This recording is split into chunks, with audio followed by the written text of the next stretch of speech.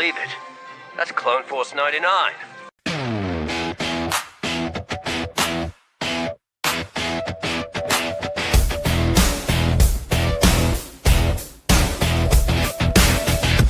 Obviously, we are different. We're all you're getting. We're all you need. They call themselves the Dad Batch. Experimental Unit Clone Force 99. The defective clone with desirable mutations.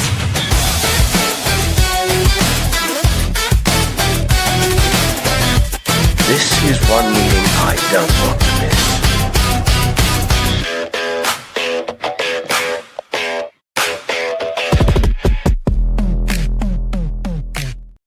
Hello, everybody, and welcome to another edition of the Dad Batch Podcast, episode 191.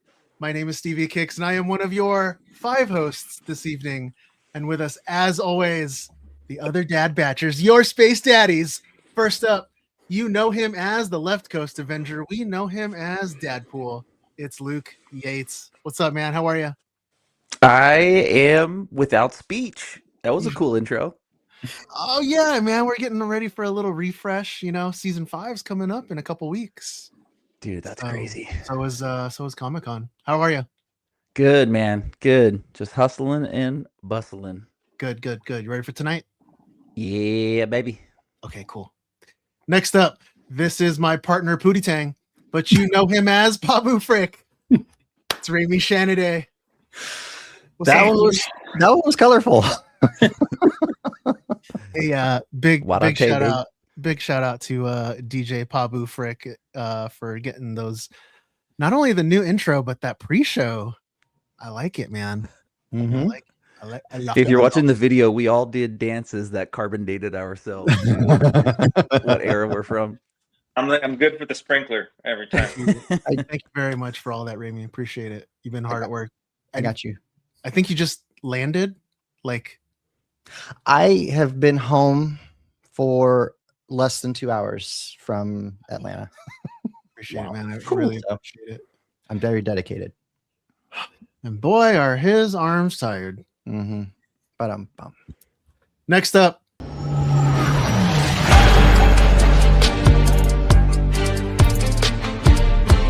Lads, we've got company. You want to sit with us? That's never happened before.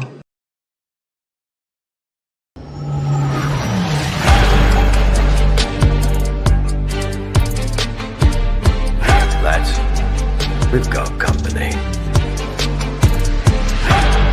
You want to sit with us?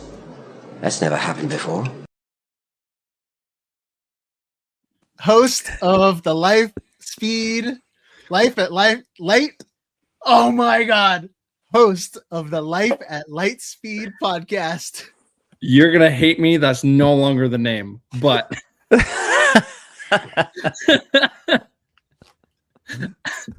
is. somebody needs to update their Instagram profile or I something. did. then, because- That's it. I I did. called it. I called it. It's 100% updated. It's been updated for months. I called it. It is VCN Transmissions, but yeah. Okay. Host of VCN Transmissions. Welcome back to the Marauder. It's Colin Weaver. How are you, man? Good. How are you guys? Doing well, thanks. I'm gonna have a wonderful time editing this show afterwards. We have plenty to talk to you about, man. And really, our roundtable coming up is just going to be all around you. So, Okay. are you doing okay tonight? I am doing great. It is son of a bantha. It's hot here. It is very, very hot. We don't have a new in the studio right now. We don't have any AC, so I'm powering through. I've got a nice cup of water here, keep me cool, and I am vibing. I'm Awesome. vibing. Nice. I do have Spicy, to, dude. I do have to say, thank you for repping the pod with the fine threads that you have on Oh, your shirt. Thank you. Hayden's also got one too. So Oh, nice. that's great. Which one do you have? What's on? Is there anything on the back? Oh, Dad Batch. Oh, approved. nice. Okay, I don't think I've seen that one in So- person before. That's cool. that's OG, Yeah, man. nice pick, dude. We Hayden had a matching one too. Yes. Which I'm sure he's outgrown by now. Yeah. He was wearing that one a lot. People would like see that and be like, "Oh, I get that. That's so cool." And I was like, "Yeah, it's that." He would wear that all the time. And then we can talk about it too. But then Raimi made a super cool onesie from Roosevelt shirt too. That was super cool. But yeah. Awesome. That's cool. And finally, he's probably on some work trip or back home from one. It's birthday boy, money ain't easy, Brian Cook.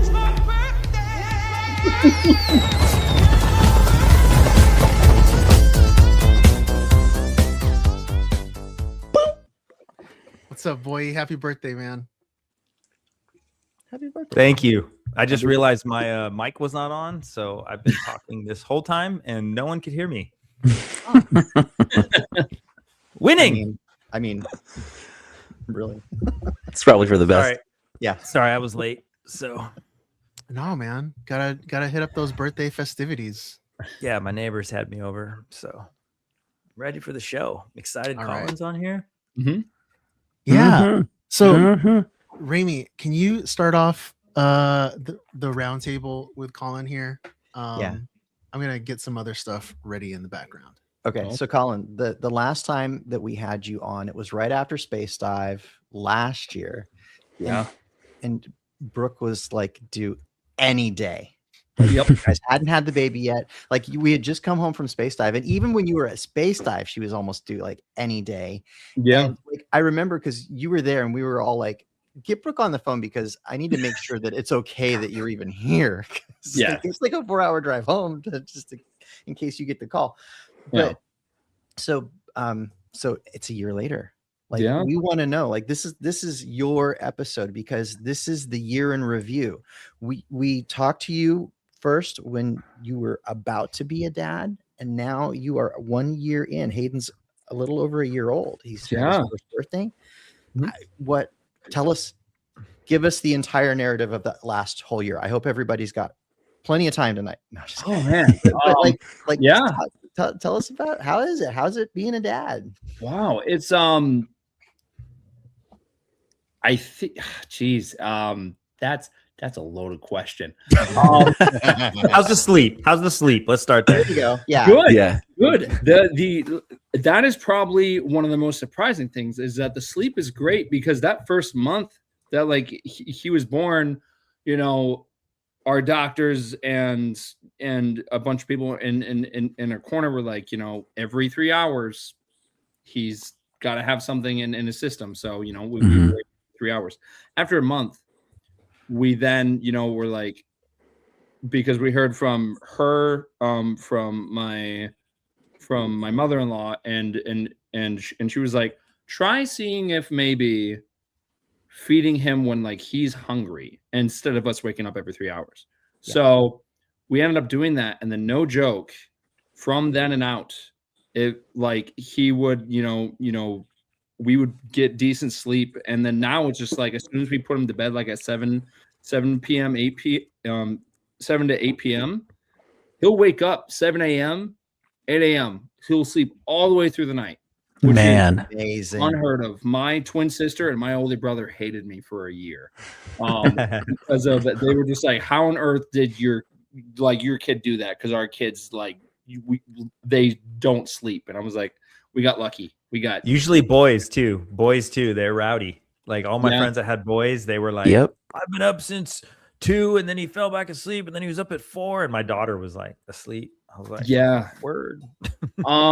So the sleep, you know, we sleep pretty well. Brooke got she was pumping for for almost a year, and then near the end, like I think maybe like a month before his birthday is when she stopped, and then I think the other big thing too is I know Raimi knows this because it was I think the day that Hayden was born, because I called him up. When Hayden was born, he had very rapid breathing, so he had to go to the NICU, and that was a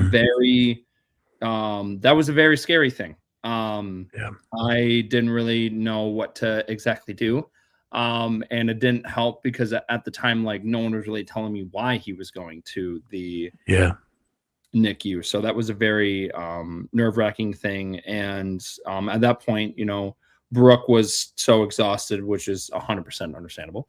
And she, so all of the reins and everything were on me, you know, because I like had to follow it. I had to follow the nurses and everything. And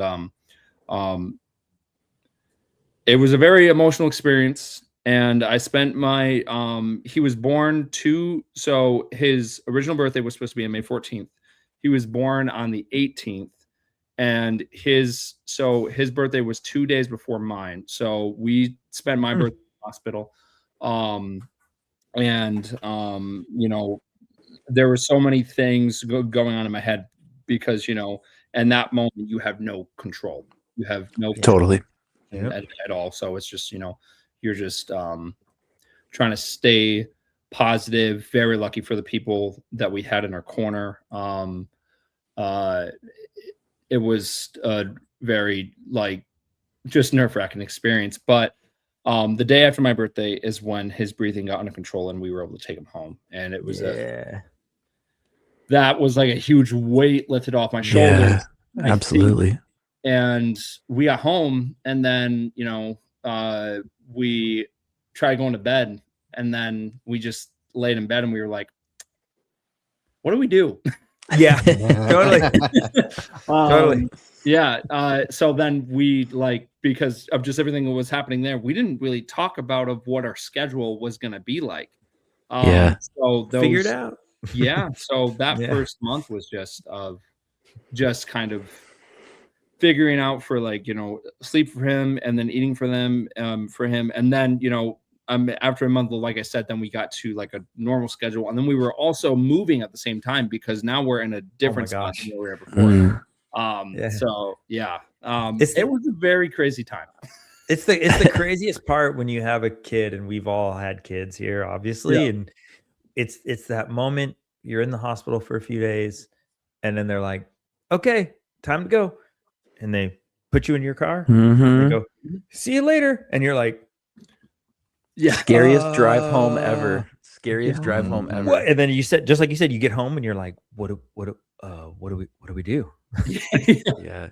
And you're both tired and you're just like, I don't know. Yeah. It's the craziest part about having a kid, for sure. Yeah. I think the other great thing too is our families are very involved, and we've had a great support system there as well. Yeah, that's great. This is my mom's 5th grandchild, so she was like, "Oh, she's pro." She was locked in. She was like, "I'll do anything you let me know, and I'll be there." And I was like, "Okay." So, dude, that's the jam right there. Yeah. Man. So a year in, are we standing? Are we eating solid foods? Where are we at in a year? I can't even remember that far back now, but Hayden, okay. This boy, really, I guarantee you he knows how to stand. He knows how to walk, but he refuses to because he's so stubborn with, like, of just how, you know, his life is right now. So yeah. So he pick me up. loves getting picked up. And he's also at the stage too where he is developing a personality because of some kids at that age are very shy to, like, certain people. For example, we don't understand this at all, but with our friend Hunter Smoke, it's funny because he'll go to his fiance, which to Hayden, that's his Aunt Hannah. But then when he sees Hunter, like he just has this blank stare and he just stares at Hunter, and we have no idea why. But when he's around, I would Craig, too. I mean, He's a Hunter questionable. probably gets that a lot. He's a little questionable. Well, I mean, like we just don't understand it, because when he's around Hannah, when he's around Hunter, when he's around like just other different friends in our group, like he's like very like happy and stuff. But when he just looks at Hunter for some reason, like he just has a blank stare. There's something about that one. Yeah. Yeah, but he's at the stage where he is developing a personality. So like he'll play different games. He'll play different games with you. He loves playing peekaboo. I took him out to the pool today just because it was really hot. So seeing him in that environment was super cool. Because of I used to teach people how to swim. So nice. I've been very intrigued to see on how Hayden will do in the water. So I'm excited to get more experience with him soon on that. But overall, he's eating solid foods. He doesn't like people feeding him stuff. He's very independent. Nice, dude. If you try to give him a spoon of something, he'll like grab this spoon and chuck it across the room. So so you like have to put some like of things on the plate, and then he'll eat it. There was one time where me and our friend Craig were we went out to a Chinese restaurant, and this kid just ate half of like the stock of rice that they had. Like if he was just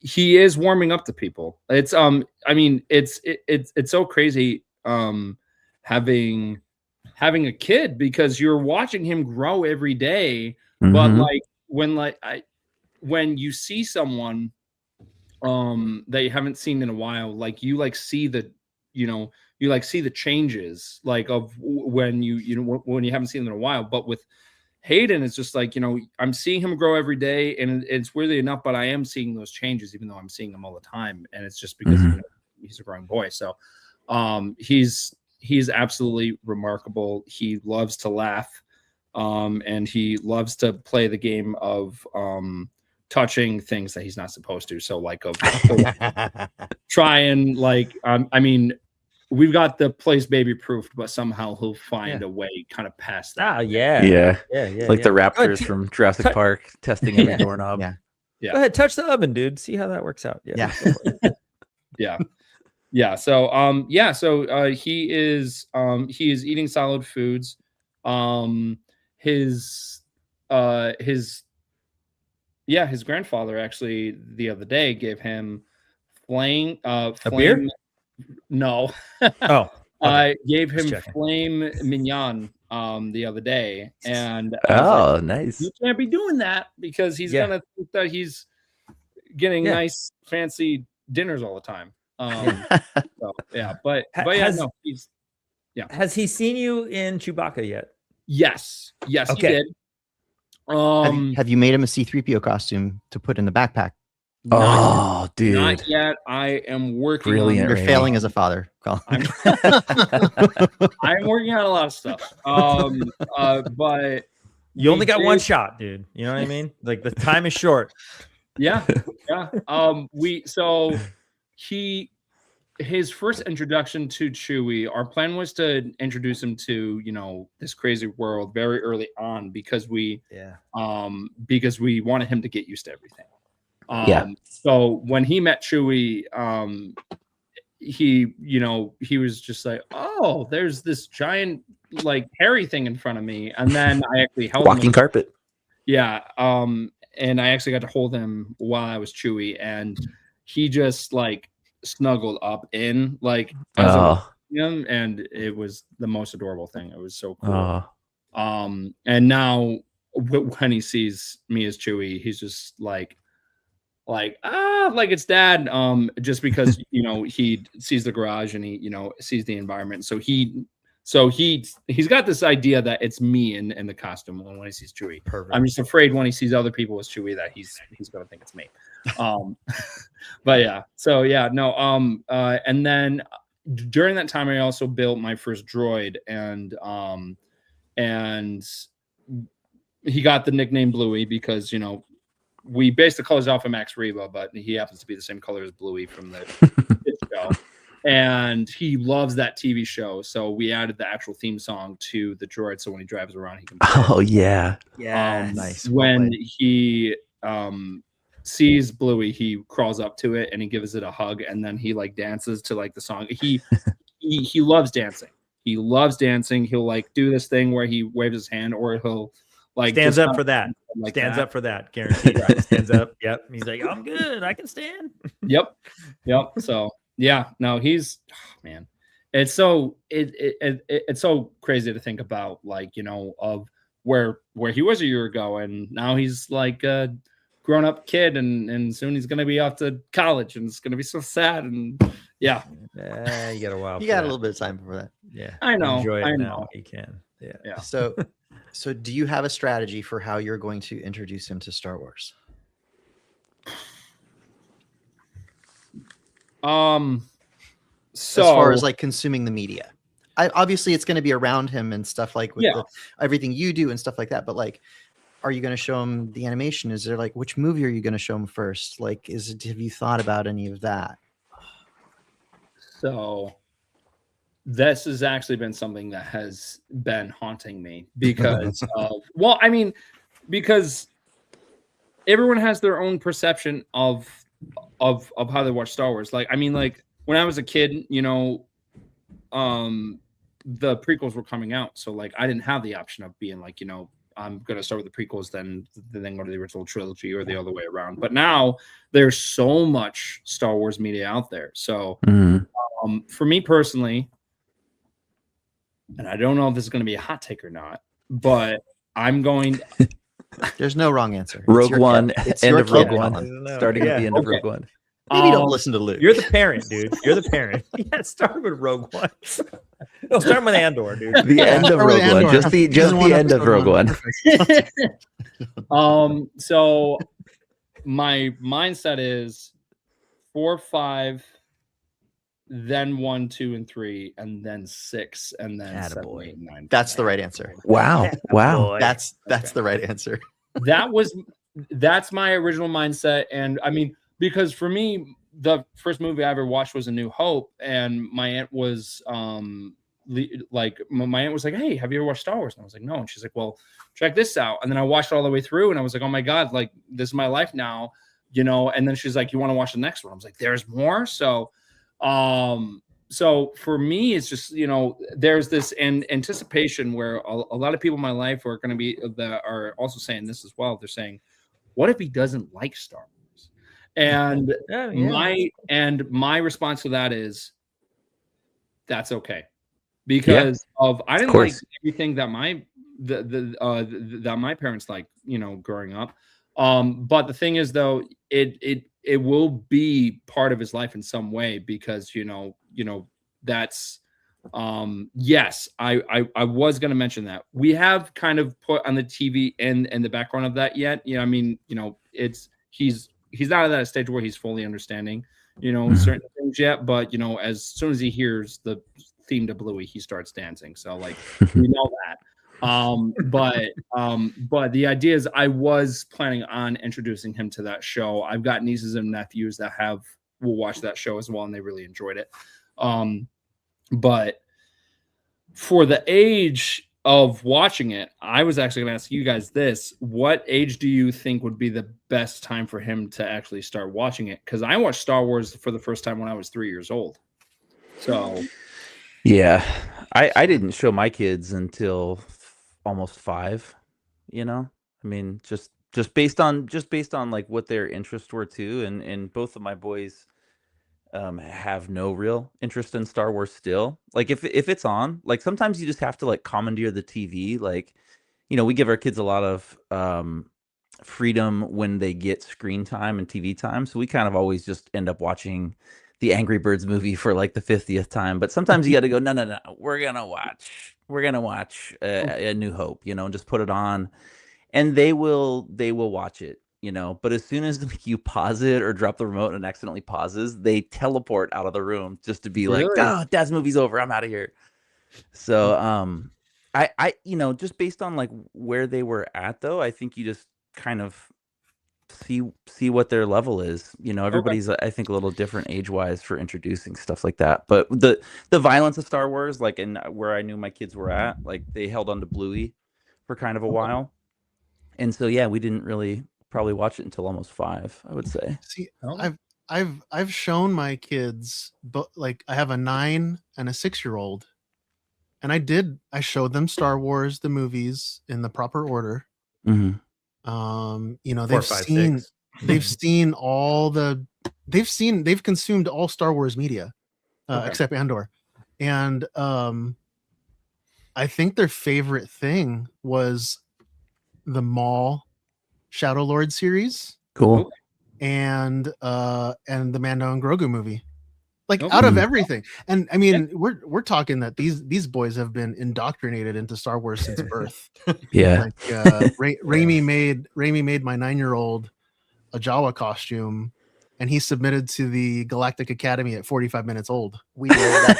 We So- literally draped that costume over him when he was still in the little thing in the nursery in the hospital. Like, I remember that picture. You just I remember that tape a picture. picture up on the ultrasound and I'll find that picture. You keep talking. But I'll go look. I for mean, it. you're talking like an entire life full of Star Wars, and it wasn't until just recently that they got hooked on those two pieces of media.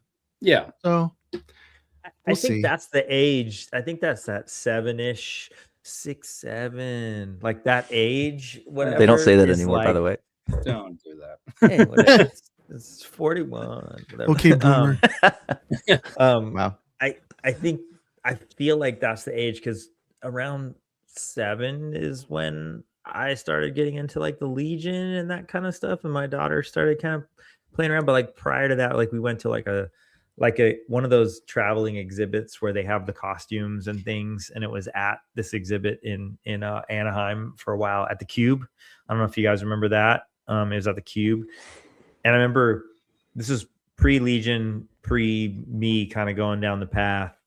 And I have a picture of my daughter with a Jawa, and we were like, "Oh my gosh, this would be like an awesome like costume or something." And she was like, "I don't know what this is, whatever." But then I don't know. We've always just like presented things in front of her, just like Luke said, and either they grab it or they don't. But I felt like that 7-ish age was when my daughter at least kind of was like, "Oh, this is cool," and then started watching other things and kind of getting into the different content. But it's hard. I think with everything, we've always like just put stuff in front of her, and either she grabs or she doesn't, but it's going to be there, especially if it's something you're into. It's going to be there. Yeah. And if they grab onto it, they don't, cool. If they don't, that's fine too. You know? Yeah, Like, absolutely. The which- biggest help to Star Wars in my household has been their friends coming over and coming into my office and seeing the helmets, and their friends are like, oh yeah, you know, and see Darth Now Vader it's or cool. Stormtrooper. now it's cool. And they trip out, and so they're by proxy going like, "Oh yeah, that is kind of cool," and they have a little bit more of a, "That is kind of cool," you know. Dad's got some Darth Vader stuff or whatever. So I hope that's the path in for them is through their friends, because you know. But Yeah. that's a good question, Colin. That's interesting.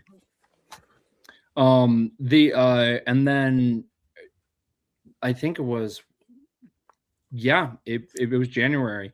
We took him to Disney World for the first time too Yeah. during that period. And you know, it was people were like, "Why are you taking him, you know, at that age? Like he's not gonna remember anything." And I'm just like, we will. He's free. Yeah. He's free. My daughter went at 3 months, dude. Pirates of the Caribbean was her first ride. Like 3 months old. Pirates of the Caribbean was also his first ride too. Yeah. Nice. The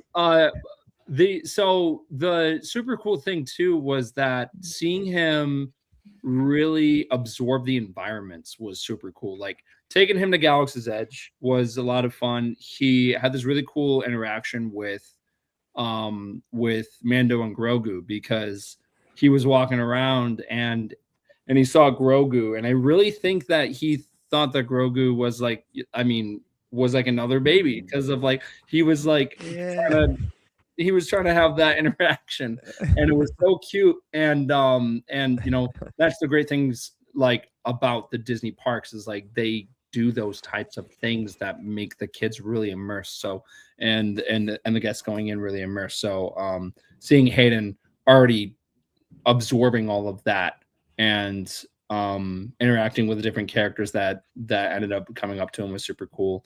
There was one point we were at Epcot, and there was Alice from Alice in Wonderland that like saw that Hayden was trying to crawl, and she walked up and was cheering him on, and all of us were there, and it was super cool. So taking him to the parks was a lot of fun. It was super cool. Nice. Yeah. Nice, man. Yeah. I mean, babies are free from 3 and under, man. My daughter's 3 months old. She was there. She might have been 4 and been going in Disneyland as a 3-year-old. Yeah. I don't know. Maybe, not quite sure. But babies will get used to doing whatever you're doing with them. Like if you let the baby like keep you from doing stuff and you just stay home, then as the kid gets older, then you're going to be stuck at home a lot, because they're going to get used to that. 1000%. If you take that kid with you everywhere you go, guess what? You're going to have the freedom to go anywhere you want to go. And okay, this is what we do. Yeah. You brought something up. You actually brought a great thing too that I wanted to talk about, which was when we were at that stage where we're like, okay, we're like having a kid. We made the decision that because everyone has their own different parenting styles, and some people, like when they do have a kid, they like kind of are isolated at home and they kind of cut ties with friends, and and that's totally okay. That's their choice. But with my wife and I, we made the decision that we would always do our best to make the time for our friends and stuff to that extent, because I always say, if you care about something, you do your best to make time for it. It's a good thing. And Hannah and our group of friends are very involved in Hayden's life, because when Hayden is around them, he's like, I want you to hold me. I want to be involved in what you're doing. So they're not strangers. Even though we're not seeing them all the time. So when Hayden sees them, he's just like, oh, this is just another extension to our family. And we're very thankful to, have those people in our life. Because some people, when they have kids, they like kind of go off and do their own thing. And I respect that. But for sure. With me, my friends are a huge foundation of who I am, and in a way they are a huge part of my family. So I wanted to still be involved with that. And the fact that we've been able to do that since he's been born is just absolutely remarkable, because we go off and do different things with our friends, and we have Hayden with us, and we have a blast with it. So and the earlier you start that, Colin, that's great, because the earlier you start that, like we started flying with our daughter like within a couple months. Like the earlier you start that, the easier it is, because if you do kind of hide yourself and hold yourself back, you're just and just like you say, people go, oh, are they even going to remember that at that age? It's like, but it's for both. It's for the kid and it's for you, because the more you can do that, the easier it gets as they get a little older, because you're used to doing it. They're comfortable. They know how to travel. They know how to go places and be around crowds and whatever, and my daughter's a great testament of that. Like since she was small, we always did stuff with other people and went out places and did things and traveled. And it's huge. It's just, you gotta get yourself out of that comfort zone and just go, Dude, if you can change one poopy diaper on an airplane, small bathroom, you can take on any stress or anything that gets thrown at you for the rest of your life, dude. Like you can handle that. You can handle anything. And you'll realize also that it's not a big deal if you're traveling with your kid and they do something like that. And it's just, go with the flow being a parent like that. for sure. You know, it's funny that you say that, because the first time that we did fly with him on his way there, he did great. He did a phenomenal job. He like slept through the whole flight. On the way back, that boy did not want to sit still at all. It was impossible to like sit with him. He wanted to crawl down the aisles. He wanted to like, you know, crawl everywhere, and it was so difficult. And then, you know, when I went to go change his diaper, like he just didn't want to stay still. But we powered through and we landed. But that boy did not want, like, for whatever reason on the way back, he just did not want to stay still on that flight home. Yeah. Just be careful. Just Okay. remember, buyer beware here, okay? Because just remember, anything that you do, your ceiling is their floor. So everything that we grew up wanting, Oh, setting the bar too high. yes, we grew up yeah. where we grew up in a time where getting a Happy Meal was a treat. Yeah. Mhm, Okay, mhm. and then we had to work up to our adult lives. Yes. Like, oh, what is this sushi thing? Yeah. Okay, let me try this. Right? Okay. Yeah. Now, my 6-year-old, he requests sushi dinners, ramen lunches. Yep. And when you ask him what does he want for his birthday, he's like, well, we've been to London and Japan. Where else should we go now, Dad? And it's just like, excuse me? That is So- definitely your kid. He's definitely your boy. Just be careful. Just be careful. That's all I'm saying. Yeah, no. What line should we Steph in cut the- today at this Steph in content? chat. That's Steph in the chat. That filet mignon life. How many times I've seen in the chat? Oh, Oliver wants filet mignon tonight. Funny. Yeah, no, that is great advice. I mean, growing up, like, I think one big thing that I wanted to do for him was to keep the imagination alive. I think that is one big thing that I really, really want to do for him, because of where I'm at this point in my life, I feel like I've got the tools, and I've still got my imagination, and it's going as strong as ever, and I want to pass that on to my son. So building these things, like of building my droid, I built it for fun, I built it for me, but I built it for him because I wanted to show him, even though that I had no background at all of building any type of stuff like that, I want to show him that if you put your mind to it, you can accomplish anything. And that's why when I tackle different projects, and when he gets older, he'll be like, oh, like, how is this made and stuff. It's like, well, I did that. And then, and then that can be like, well, if he can do that, then I can do that. And I just wanted him to have that mindset that nothing is impossible if you have the determination and if you have the imagination. You can accomplish anything. So Well said, man. Well said. And that is the point of fatherhood right there, man. Yeah. That's it. Yeah. Well, that's awesome And he's gonna stuff, ride in man. that droid. He's gonna ride Yeah. in it. Top's gonna come off. He's gonna sit in it like Grogu. He's gonna drive that thing. He'll be like your little Warwick Davis. Just you got to make him an R2 that has handles inside or something. Colin, are you gonna are you sticking around with us for the rest of the show? Or Yeah. Awesome. I'm locked cool. in. Cool. All right.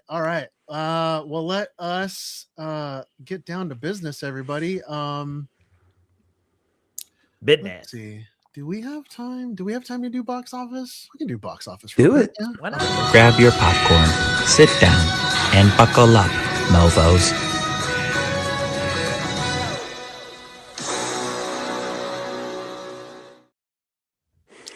For the box office weekend of June 26th through the 28th, coming in first place, Toy Story 5, 70.8 million over the weekend, 614 million worldwide.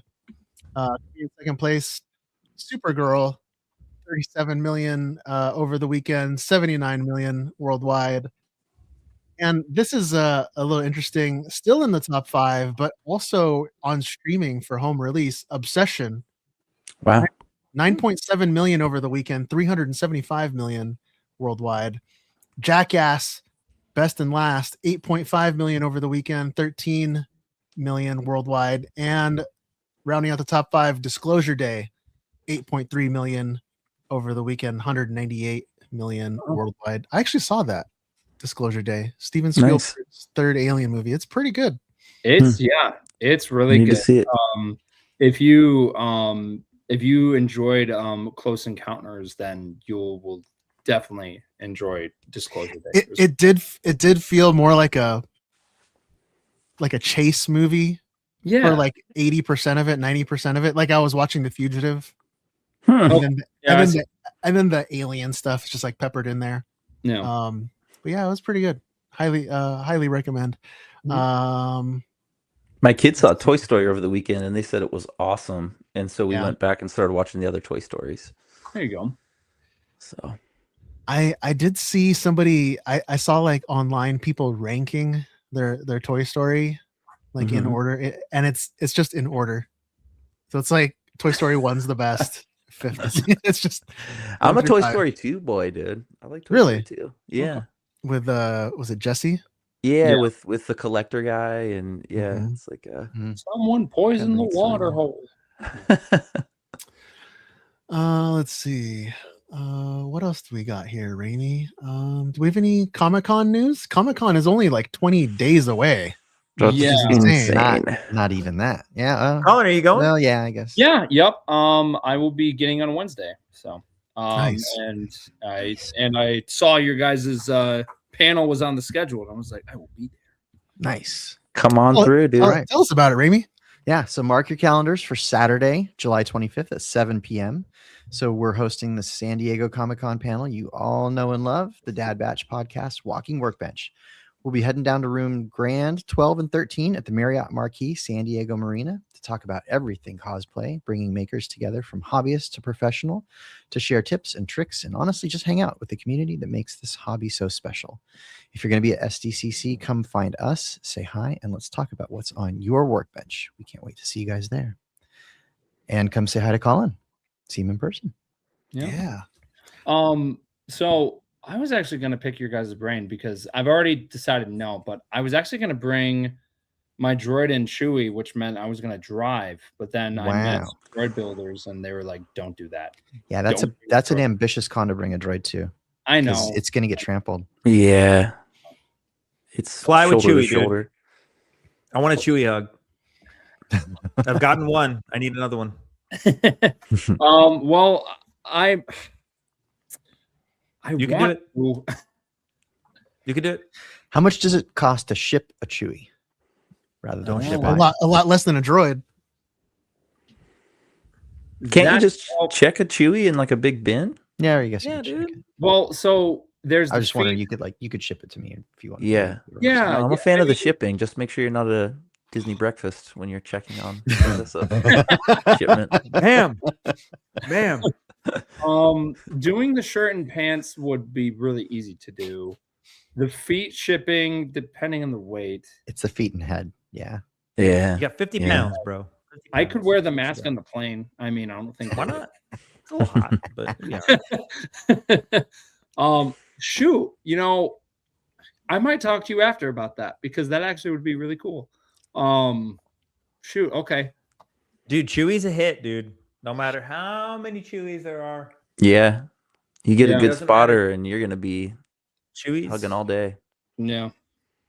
That would be fun. And I've only had one Colin Chewy hug, and that was Dragon Con a couple of years ago. Mhm. Yeah, I need shoot. another Yeah. one. We're not doing Dragon Con this year either, I don't think. No.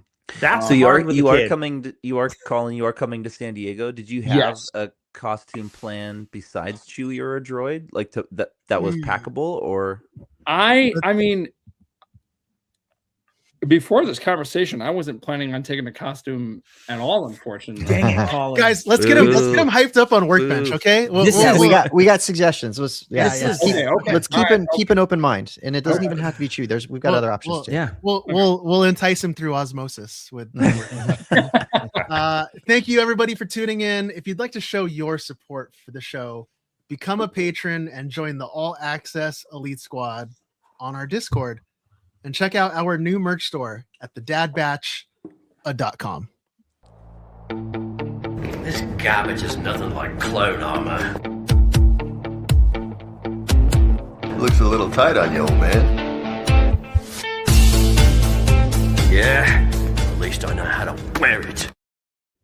That's right, everybody. It's time for the weekly Workbench. All right, gentlemen, who is working on what?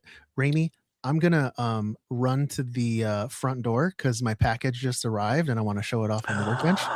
Hey, show off your package, dude. We want to see it. Didn't know it was gonna be this kind of birthday party. I got you. So right. I am not going to go first. Though. Tearaway track pants. Go for it. Oh, I got to go first. I'm working on tearaway track pants. So tell us about those tearaway track pants, Luke. No, and stretch it out, Luke. They are buttons that What's I the material? myself. God, man, I feel like I've just been so boring the last few with my mysterious Workbench. This time it wasn't necessarily a costume I worked on. The majority of what I worked on this week was for sure not costume pieces, but it does find itself living in a con in the near future. And I had an absolute pleasure creating, designing, physically building some of it. There's a physical component, there's a digital art component. And you can't talk about it. Oh, that's right. And I can't say anything else, but it's been a total blast. He has been having fun with this. Yeah, it's been really cool. I did work on some of my Maroc armor, but it's not too. I didn't want to bring it inside because it's kind of in dusty mode. So last week when I shared some of that Maroc armor that I had, it was in the stage where I had laid up some of the putty. So I did another layer of that putty, got it really got the seams really flat. After I'd sanded it down a bit, but they are all just really dusty right now, so I didn't bring one in to physically show. But I got the chest and the back, which were the four piece into one kind of seam. So like that was the biggest area of concern as far as like getting those things like really sanded down and flat, and they look pretty good so far. So after I dust them off, I'll kind of see where it's at if they need another layer or not. But yeah. I heard a rumor that you worked on something for me actually that I haven't seen yet. I did. That will be present for one of my costumes at San Diego Comic-Con. That's true. I saw this. So Luke has worked on something for my Red Guardian costume, but I haven't seen it yet. I think I'm going to see it. Okay. I'm going to see it this weekend. But we will be doing what we need to do with it so that it can come with me for my Red Guardian costume at Comic-Con. Yeah, it'll be it's what one of the two components is completed and in a Dropbox folder. The other one is fast approaching being done and is kind of done. Like I included it in the Dropbox. You could use it if you needed to, but I have one that I'm like finishing and polishing up for said project, but also digital art that is going to be turned into a physical form and in a con, which will be really funny. So I can't wait for Raimi to see it. Yeah. All I'll say is there is a cardboard box right here ready to have that art applied to it. I wish you didn't know anything. I wish you didn't know because Luke showed me and I was like, so I didn't know he knew. I didn't know he knew. This is me hearing Raimi know for the first time. So I'm okay with that. But I also wish you didn't know the final project. I had to know somewhat because there was when I did my Red Guardian photo shoot that came in. When I did my Red Guardian photo shoot, I had to plan That's ahead. True. That's true. That in order to work backwards into this at the time. I do remember that loose. Yeah, there was a loose conversation when you had first taken those photos about that. So that's true. It'll still be magic. Everybody's wondering what the heck we're talking about. I'm wondering what the heck you're talking There's about. a payoff. There's a payoff to this confusion. Well, trust me. I'll send it to the text thread now because now the cat's out of the bag. So I'll send it. Me and Colin are just like, what? Yeah, I'm just like, I mean, hey, I will see it when I see it. I'll text you a picture later. That's the Colin. last couple weeks of Okay. my workbench have been like that, just mystery man. So Can't My add wife into it. doesn't like look at the nerd stuff too much lately, but like the other day she goes, "How's Raimi?" Like your Red Guardian picture. I was like, "Look at that gold tooth." She was like, she at this point she expects nothing less out of Raimi. She was like, "Oh my god, this is awesome." That's all. peak levels. That's it for me. There you go. Oh, Camera one, I'm trying. Camera 2. camera First three. time. Testing. Steven's back. What are you doing, Steven? Just drinking coffee, opening this box. I'm still driving. You want to tell earlier though? Sorry to interrupt. The awesome part about being. I'm sorry to I'm totally hijacking Brian's segment. No, go. But the awesome part about being a dad is when they get old enough, you could be like, "Hey, son, I'm hungry. Go give me some food," and they bring you chicken skewers and Yeah, coffee, man. Gatorade, and all kinds of things. Yeah. Oh, When your child, They bring when you your the stuff dad that they would mode. want. Yeah. They bring you what they would want, which is secretly what you want anyways. okay. Yeah. Like when your chicken when nuggets. your child can do stuff that you can do, it's amazing. How That did you sounded get good. Red Lobster? Like what? Like It's a $900 charge on Uber Eats, but here it is. So I don't have anything to show that I've been working on, but I finished Bullseye. I posted up a bunch of pictures. It's done, and I've actually started packing for Comic-Con. So I got my Smart. bin all packed, weighed out. I was trying to I'm bringing Bullseye and Deadpool, and I was like talking to the guys. I was like, we should bring a Mandalorian. Like, should we bring a Mandalorian? We should bring some Mandalorians. That'd be kind of cool. And Raimi signed up. He's like, I'll bring a Mandalorian because he can just drive. Tried to fit it in the bin. Unfortunately, was over the 50-pound weight limit. So I did box it up and ship it today. It is hotter than the devil's butt here right now. So the probability of it being melted by the time it gets to Raimi is high. But I will take that risk. It's not it left printed. You'll be today. fine. It's printed. It's 3D printed. My Mandalorian is 3D printed. Your All of it. Mando's I printed printed? it. Yes, all of it. I printed all of it. The helmet is a cast. But yeah, It'll be fine. we'll see. It should It'll be be fine. fine. It's I've got a- wrapped in all the I've got a soft heat goods. gun. We'll figure it out. Yeah. I can fix anything, dude. It's like Tim the Toolman Taylor. I can fix it. So I shipped that off. I'm trying to think if I had to work on anything. I mean, I'm working on something I can't talk about, so that's not really fun. Talk about your printer. My printer. Okay. Oh, Did you get that piece the installed? saga. So Saga continues. yes, so the Jupiter printer that Raimi so graciously handed down to me was cranking. I was actually using it quite a bit, but come to find out, there were some lights in the dead pixels. LCD, dead pixels. That was the word I was looking for. Were out, so I was getting these like random holes in a lot of the prints I was doing. Diagnosed it, figured out it was the LCD. So got a new one. One came, got it on Amazon. Thank you, Jeff Bezos. Got it on Amazon, showed up. It was totaled. There was like scratches and like one of the plugs was half ripped off. I was like, what is this? Luckily, Amazon, wonderful return policy. They refunded me right away and sent out a new one before I even took the other one back. Took it back, got a new one. New one came in. It's perfect. It's beautiful. I'm not great with electronics, but I got it all back together and tested it. The light works. Everything's good. But I didn't have, I tried to reuse the film that was on. There's like a protective film that goes over the LCD. I tried to reuse the one because the kit I got didn't have a new film. I tried to reuse the film that was on there, and I just didn't like the way it was setting on the glass. There was like little air bubbles and stuff that just would not go away. And I think because it's sticky, right? Because it sticks to the lens. I think there was just particles and things on it that weren't coming off. So I had to order some new sheets for the protective cover. Did you get like a little nerve, like a 3-pack or something? Yeah, it's like a 4-pack or something for $20 or something like that. So I was a little, it was kind of nerve-wracking doing all that because it's such a big machine and it's got, the little ribbon electronic things.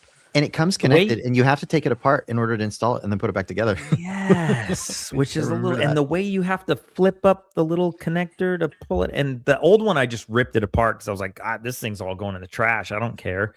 But when I went to put it back in, I had to really kind of pause and figure out how that was doing. But I got it together. I tested it. Lights all work. It's good. So, but I wanted that protective film just because it seems like that's a pretty important piece to have. So that's a good call. But that printer's been cranking, but I can't show any of it. I mean, I showed the Bullseye helmet. You can't see it. It's behind me. That Bullseye helmet I showed a while ago, that Bullseye season 3 helmet that I print, but it was just getting these crazy weird holes in it. So, other than that, man, I'm packing for Comic-Con. I'm excited. I think I was messaging in the chat. I was like, man, Comic-Con's the week where it's just like, I send an out of office on my work email, and that's it. We go dark, and we just have fun. So I got 3 costumes for Comic-Con, assuming the Mando doesn't come in just a complete melted ball. But I have the helmet. So we're good. And it was only $23 to ship it to Raimi. So I think it'll be fine. It'll be fine. It'll be fun. Colin's gonna have his Wookiee there, so we're Chewbacca. We're good. We're good. We peer pressure, Colin. This will be good. This will be good. Build a Mando before San Diego, Colin. Yeah, that's what we're saying. I do have a Mando. I could. Bring it. We have a place to hang out in Mando's. I'm just saying. Allegedly.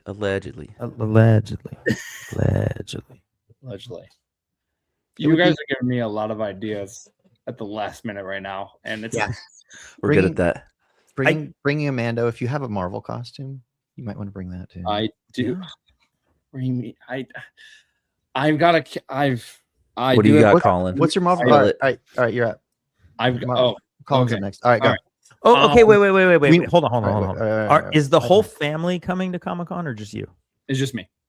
Okay. You have the guardrails are gone, dude. If you need packing like lessons, I can help you. No, I've got the packing lessons. It's just the cost, man. I could tell you the amount of costumes I brought on a plane, and you get creative.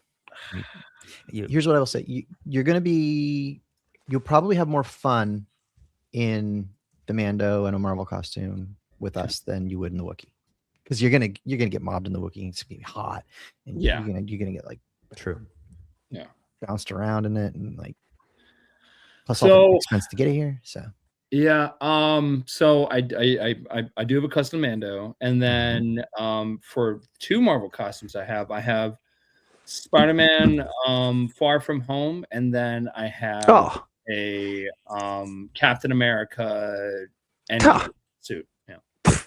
There we go. Man, all right. Bring those. Bring both. Decisions. What do you want me to bring, man?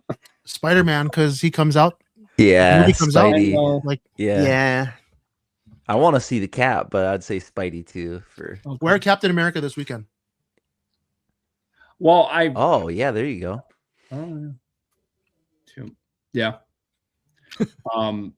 I got that. I worked hard on that Captain America. I like how to modify the crap out of it because of it started as a small thing. I was like, no, I'm gonna make this thing as that's what happens. Yeah. Yep. The bug. I can probably do Spider-Man. Spider-Man's an easy. Spidey would be easy to bring too. I mean, as far as Yeah. packing and Yeah. reducing packability. Spider-Man's a mission, dude. That is a Okay. mission. Packs up small, but Yeah. Oh, you Nope. mean commitment for the day? Wearing it? yeah. Well, I mean, you've done Spidey, Brian. What do you mean? Just like the long day of being in Spidey. Yeah, and I had to not eat for like Yeah, you 2 gotta get in weeks. shape. You gotta be in shape because it's not a very. 'Cause it shows it's not a very everything. forgiving costume. No, Yeah. Colin's a young Gohard though, dude. He's got That is different- true, He's yeah. got different things. metabolism's Than we different. got going Yeah. on. Yeah, I had to starve myself for like 2 months. So. Yeah, say it how it is. Colin's in better shape than Brian. Come on. Whoa.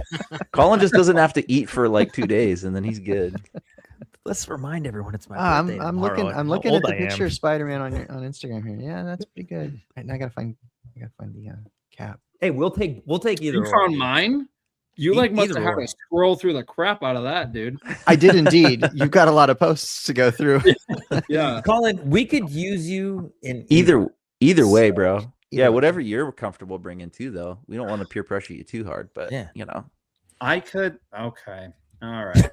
This is what we do, bro. This is what we do. You've got Indiana Jones. I happen to have Henry Jones Sr. I know you do. And I've been Oh, getting- what? You do Indiana where- Jones?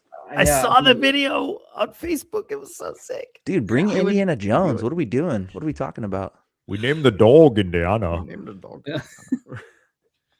Okay. Shoot. You guys have given me a lot to. I mean, All right, digest, dude. Think about it. okay.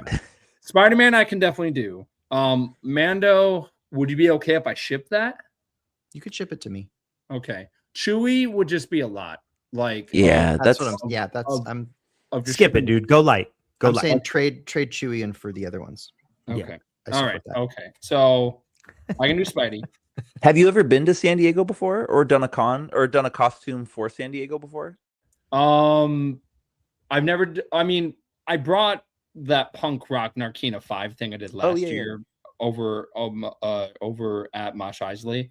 But I was working for most of the con last year. So Yeah.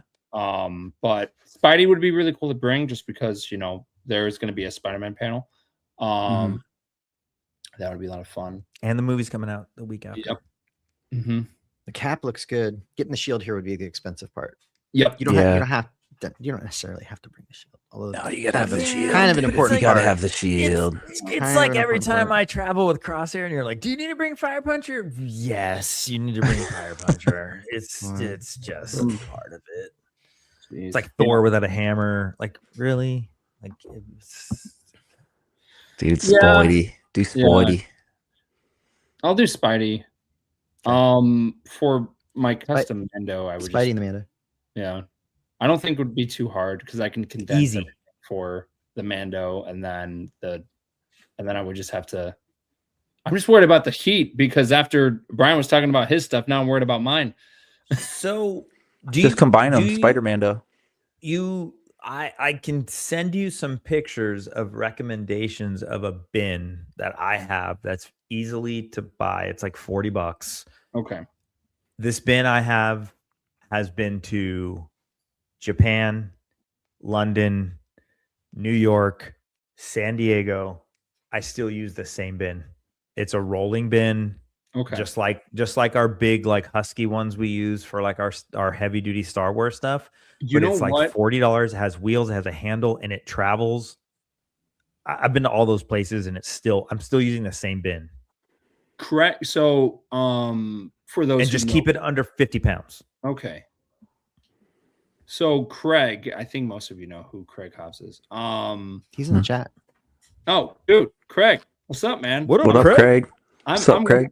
I'm gonna reach out to you because of He's been talking Craig smack has a about you the whole small- show. Yeah, Craig has like a small husky tote.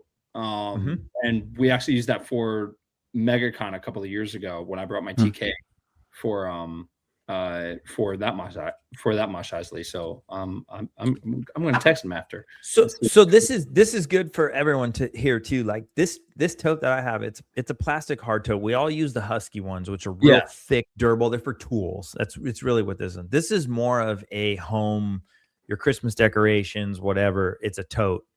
but it's not as thick as a Husky tote. But what I do is I line it in foam. So I get the cheap, 2-inch foam you get at the, Hobby Lobby or Michael's or whatever.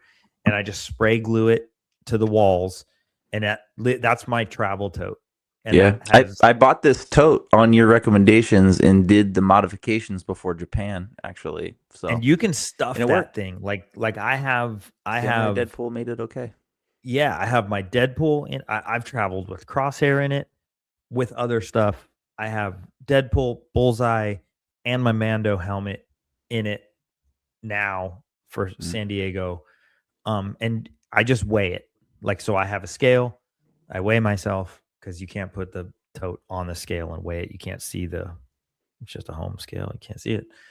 I just weigh myself and then I hold the tote, measure the weight. I just make sure it's under 50 pounds. And you're good. It is. Put the link in the Discord. I will. guy. I will pull Yeah. the link.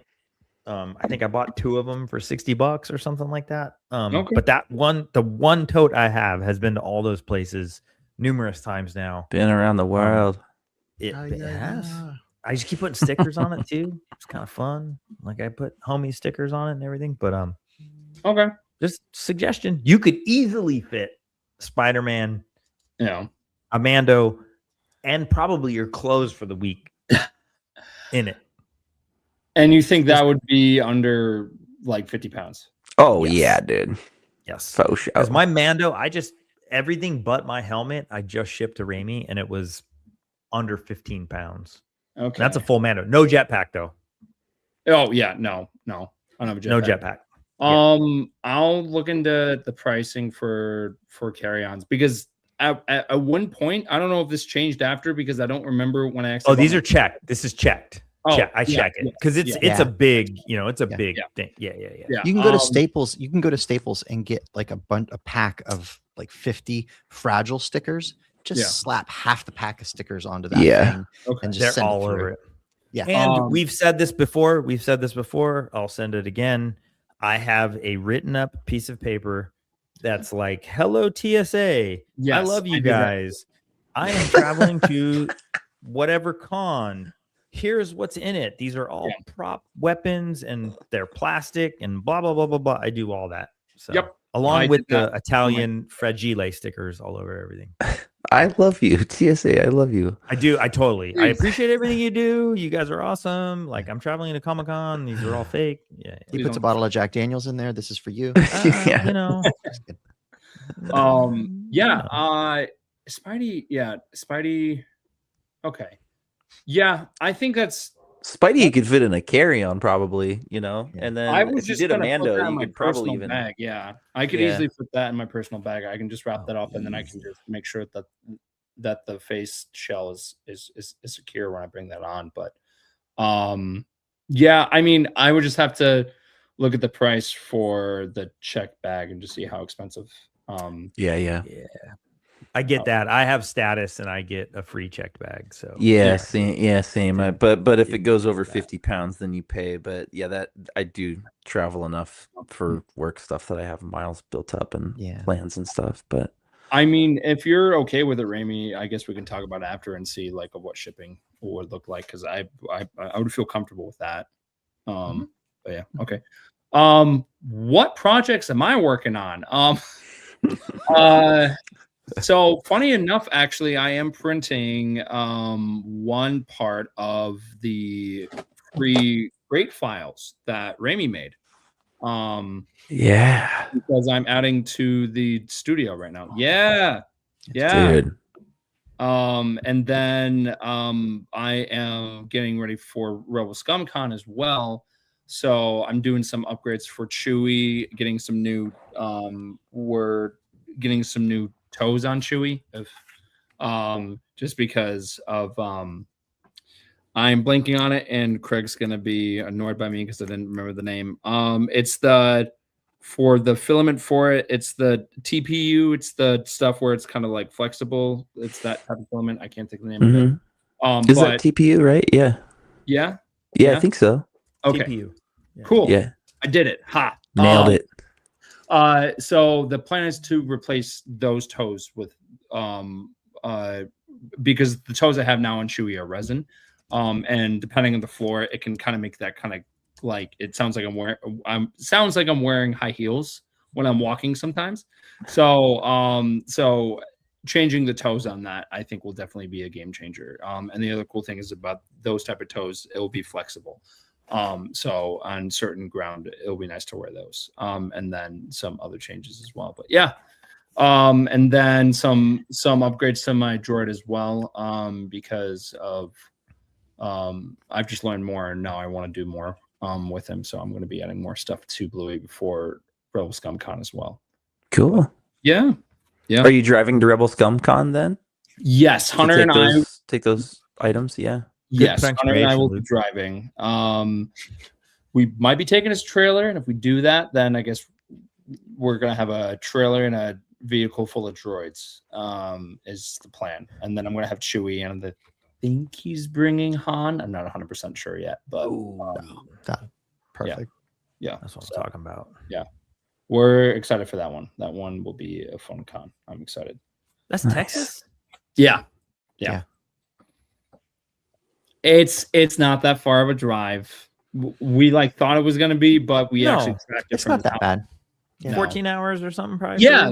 Nice. His house, it's like 14 hours. That's not terrible. That's not bad. No. You guys are young. That's a day. That's fun. That's one road straight trip shot. fun, dude. Luke and I are road warriors. We know that. Yeah. We know that. Yeah. It's not that bad.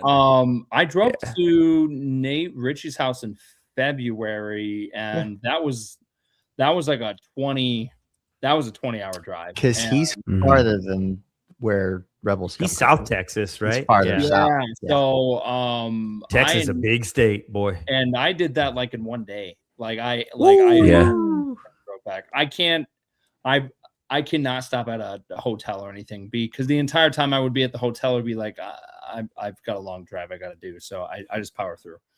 Nice, dude.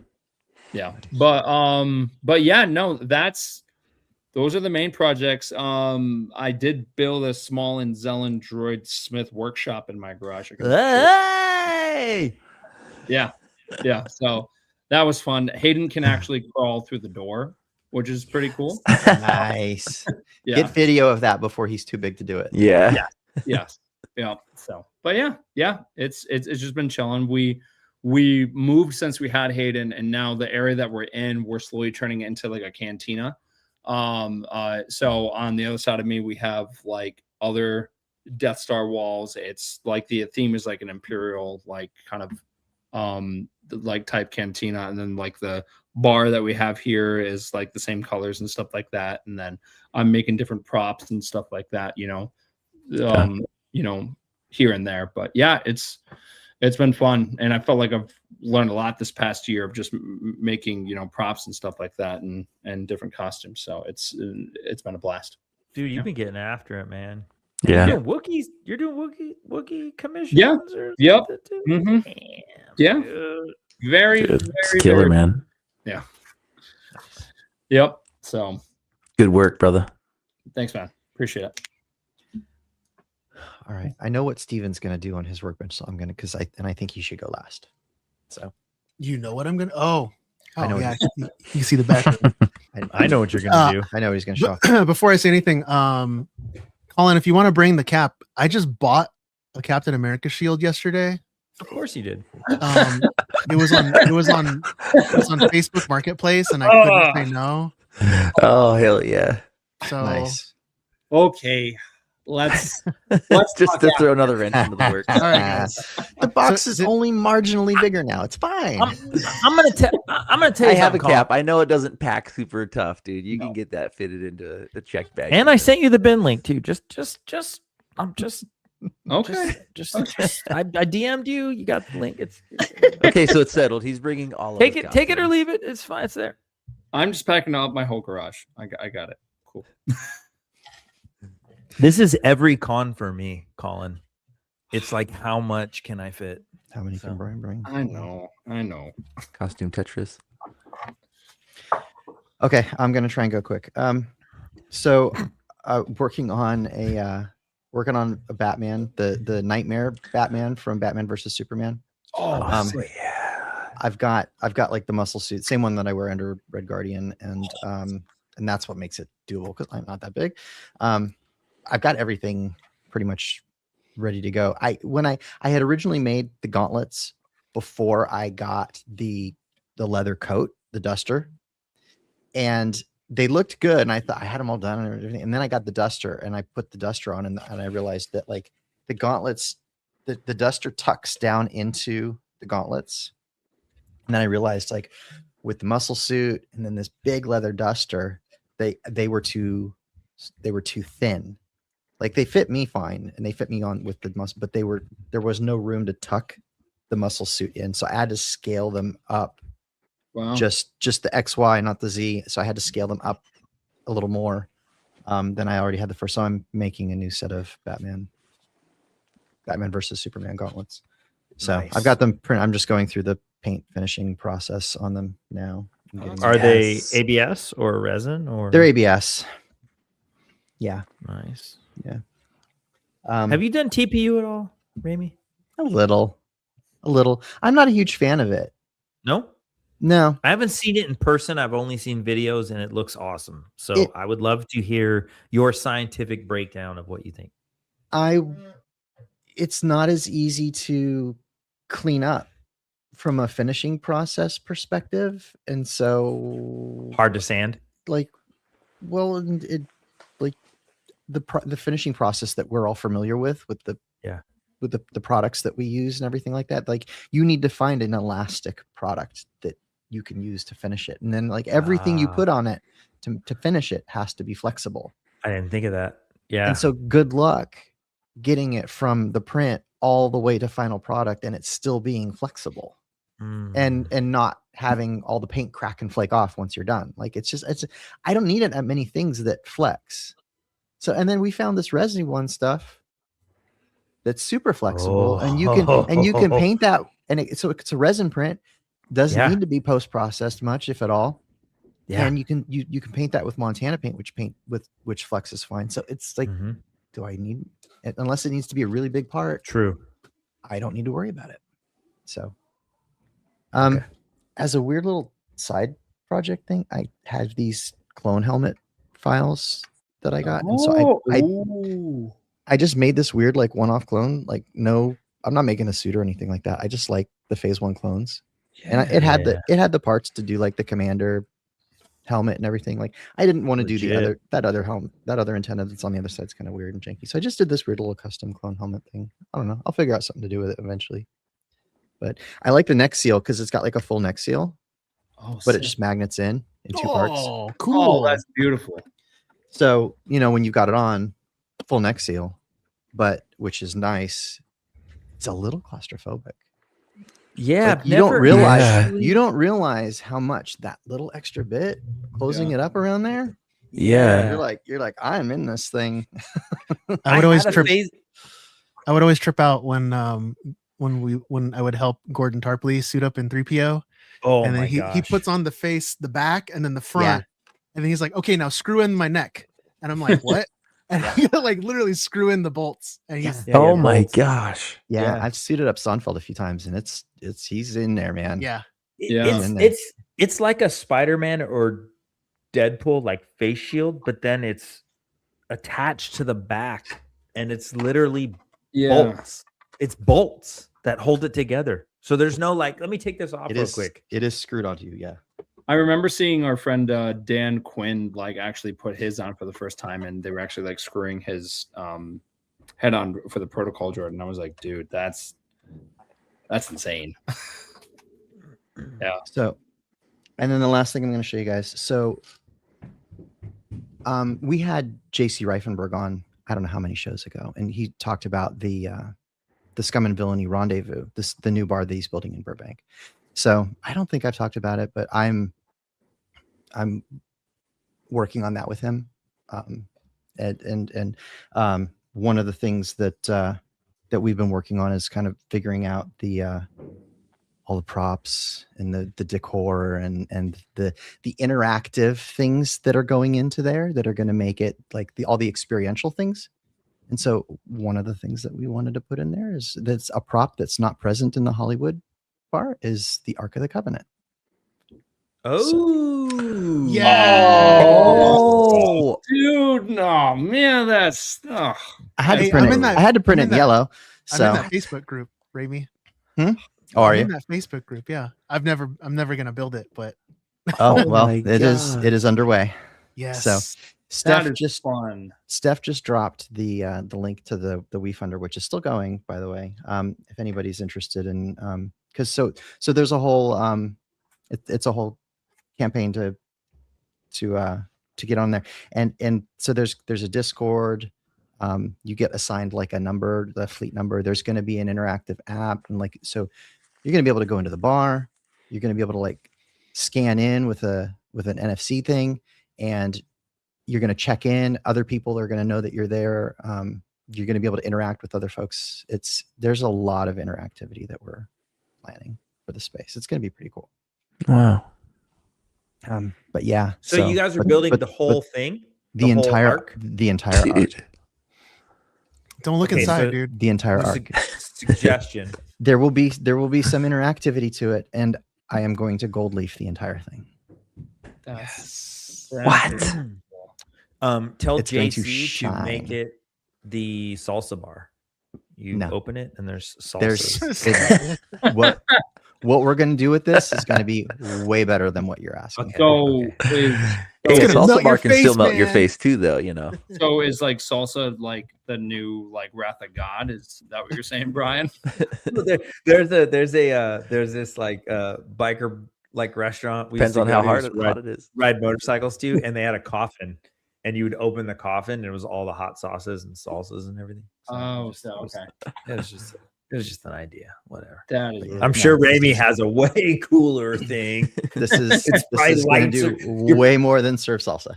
You're gonna open it, and it's gonna be like the Tron suit that like Ramy has, where light's just gonna burn your skin off your face. So, No, the Tacos Tron are thing, done. the Tron thing's upstairs. okay. That's it. Steven's next. All right, Steven. His Let's things- see it. his Okay. things- You if just it's what I think it is, I'm it's cooler. gonna go 'Cause he quick. just because got it. We no quick. Take it uh, slow. No, hey, no quick did I comments. tell you guys on the pod what I was building for Comic Con? Yes. I did, right? Last week, yeah. You talked talked about about it, yeah, last week, yeah. Yes. So I hit up my buddy Walter Welsh. Okay. He owns the studio Welsh Creations. His Instagram is Waltimus Prime on Instagram. Mhm. You've probably seen his stuff. Yeah. I mean, Oh, he yeah. makes, Oh, he makes epic. Thanos. Yeah. but like Thanos is the stuff that amazing. he makes is just insane. Oh, he did. Yeah. Dude, the Skeleton Crew kid. Dude, the dinosaurs show people. Whoa. True Gremlins? artist. Whoa, Right? Total Recall. Three Yeah. boobies. Yeah, you know. But yeah. anyway, so for this Juggernaut thing, I hit him up and I was like, Click on the Thanos. hey, I need these things to be done. So anyway, they came in just now during the Oh. pod. Okay, Wait, careful. Wait. Oh, We're gonna get kicked off of YouTube. Yeah. Wow. Dude. Do you have to reveal it that way? What? Is that a popcorn bucket? For The box is under the table. I was just lifting it out of the box. Isn't It's this like his great? alien head. He's just like, hey. let me Yeah. hold Oh, you this. painted Hammerhead finally. Wow, dude. I'm gonna put it on for the first time. Yeah, dude. Can you put that's it on? insane. so how yeah, how wait, how Dang. tall are you gonna be wearing that? Bro. dude. Okay. Say All right, it. that's sick. Say it. Say it, Steven. Say it. Say it. Say it. Is he lagging? Is he chonking? I'm gonna rip you in half. Those came out really Dude, good. those so are veiny. awesome. Look at the Those veins. are awesome. God, Juggernaut. It's so cool. I love it. That's It's so sick, sick. dude. Those awesome. with the jumpsuit and the helmet. You're done, dude. You got to wear that Love the rest of this. the pod now, though. I love this because you've been talking about doing this last year, and then you were like, "No, whatever," and you stopped doing it, and now here we are. I'm just So thankful he for didn't get rid of the everybody that's helmet. not watching, we're seeing Steven's Stone Cold Steve Austin costume for the first time. Stone Cold. Yeah. Those are Hulk Hogan arms, Look at dude. those, Come look at those on. tries. Look at those tries. Look at the deer hoof, dude. That is Okay, so how are you doing the hands? I'm glad you asked. Yes. Let's see here, because I actually have it up on my other screen, and I shall show you. oh my Let's see it. gosh, dude. I'm so psyched for this. This is Me crazy. too, dude. I can't. I'm so so amped on hyped. this, It's- dude. he's gonna show up all of us. It Uh, should be share comfortable too, screen. because the helmet is like you could put air conditioning So- in it. It's, so the yeah, buddy- totally. There's a lot of room in the helmet. So the guys over at Yosh Studios oh, Yosh, in they do good February. stuff. I've been on their Patreon for, gosh, years now. That's Awesome. And every time they design something, I have a special folder just in my Gmail for Yosh. But let me see here. So they did Hulk hands, like probably I think February Oh wow. Oh, February of God. last year. Perfect. So Veiny. the cool thing Just the arm. is, look, Raimi, there's the Ugh. handle that you were It- talking about. it's already Dude, in no there. way. Was that already in the file? It's already in the file, and all I got to Perfect. do is just scale it so that the forearm of the Hulk hands match the forearm of That's my fun. Sure. thing. and Perfect. Yeah. Well, Wow. boom. and your character already has like a bracelet gauntlet thing that Yeah, you covers up can- where the two pieces yeah. meet anyway. Cover So up you don't with even those- have to worry about it, right? those Like it's going to seams, cover totally. the seam. But he can make it so it's nice and Yeah, He's yeah. just- That way the two look. Can you just do that the entire time too? And you just- Remember when we decorated our mics? I expect that to be your mic boom from now on. After Comic-Con. That is covering your This? mic boom. Yes, that's your Yes. mic boom arm. Dude, From now that's on. So funny. yes. And I want the Oh my hand God. to be holding your mic. Oh so that my when, so that when God, you that's pull your mic brilliant. onto screen, it's the hand holding your mic just like this, and that arm.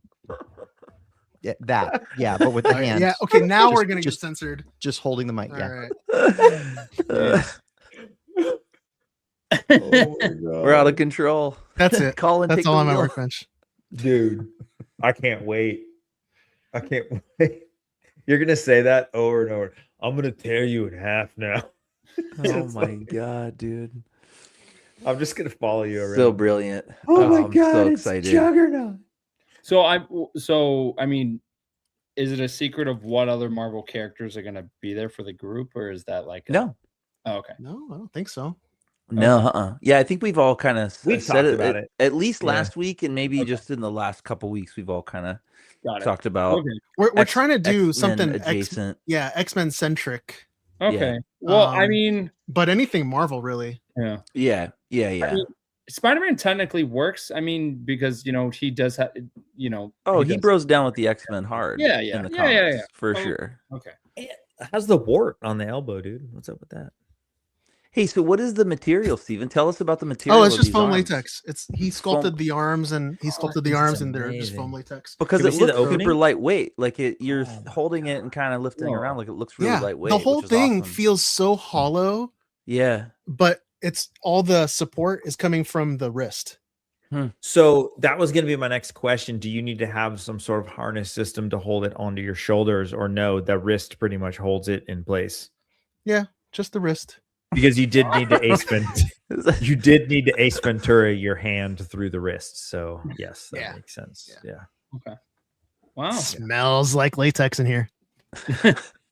I mean, There's a reason for it. so- Hey, Raimi. Hey, Steven. We're being hailed. This encryption's new. This might take a while. All right, before we get into the news, we talked about this earlier in the show, and I've had this slide sitting here. So we talked about the Jawa costume that we made for Steven's baby that we literally put on him in the hospital.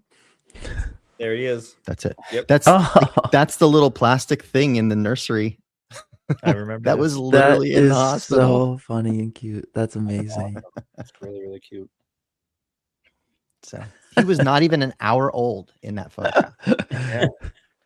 Yo, listen, dude, this is your life. Get used to it. What did the Never nurses? had a chance. What did the nurses say? I don't even remember. You're muted, dude. You ever podcast before? Oh no, I had to wait till they left. Oh, you're gonna wait till they left. But we thought ahead. We set it up so that it was just like it didn't have to actually go on him. Yeah. He Mhm. he laid down on the Yeah. black part and like the hood and we just draped it over him and everything. He didn't have to. Oh, that's fine. All right. Into the news then. All right. Enough is enough. This is what, like week 4 in a row of us having to start the news off with a loss of an ILM veteran. Mhm. There's something up. It's like those, we talked about this on Paranoid, like with the NASA JPL people. Like there's Mhm. something going on here. So ILM and the Star Wars Yeah. communities are mourning the loss of veteran model maker, model supervisor, and VFX producer Jeff Olson. Spending nearly 25 years at ILM between 1985 and 2009, Olson's incredible career spanned the massive industry shift from practical to digital.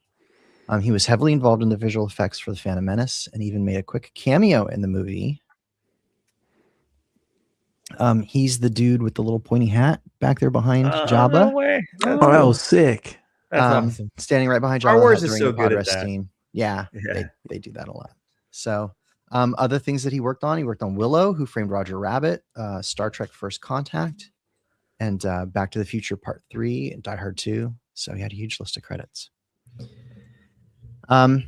This one, okay, so I wrote all this up beforehand, and so in the meantime, things have come out. So Lucasfilm dropped a surprise teaser yesterday announcing that we'd be getting a trailer today for the standalone spin-off series Star Wars Visions Presents The Ninth Jedi.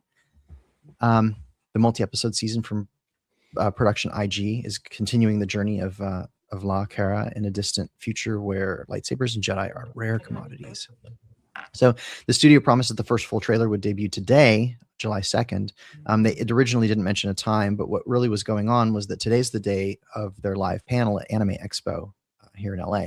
So the reason we hadn't seen it yet was because they were going to drop the trailer at the same time that the panel started, which they did indeed. So I have the trailer here and we can take a look. You guys ready to watch it?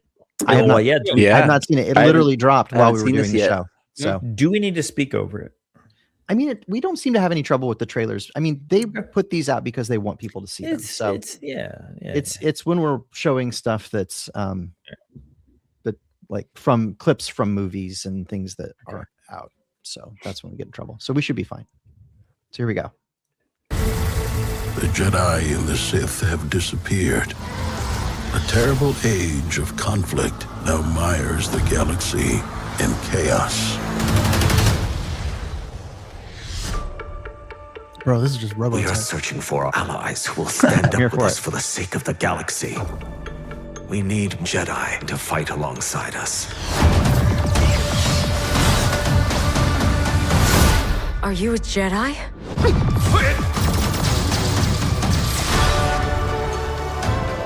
My name is Nawam. I will bring order to the chaos that surrounds us. Cool. He must be stopped. They're using the Kyber crystals to make a weapon?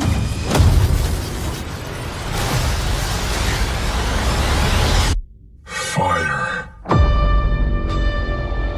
So the Death Star.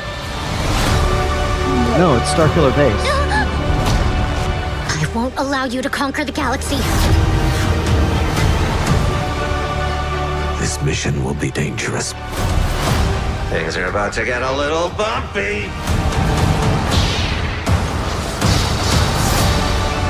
This is a lightsaber forged by Lord Zima. It reflects the user's heart. It's blue.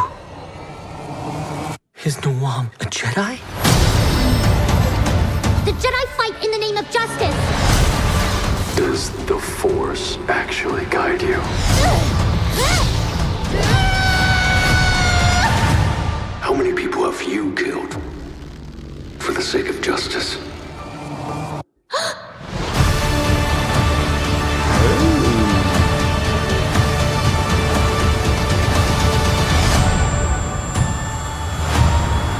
Oh, What was that? A dark saber? Whoa! Yeah, it looked like the saber was turning into metal.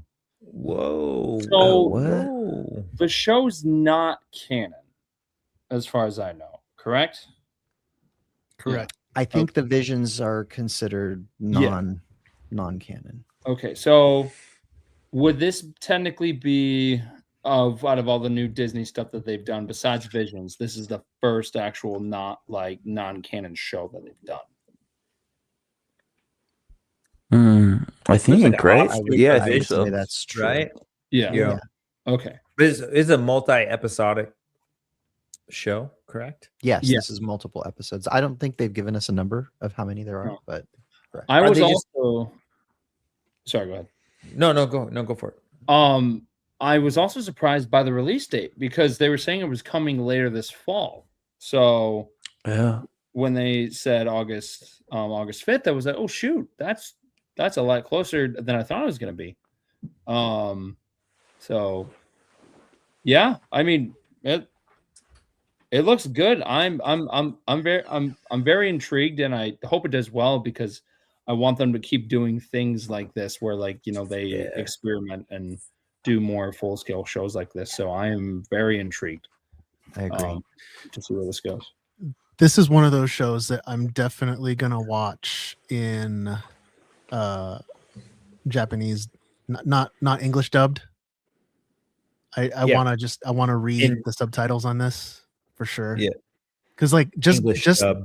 just the vibe off of this trailer, it's like, man, this is the stuff that like I used to watch as a kid. You know, Mhm. yeah, It's like Akira.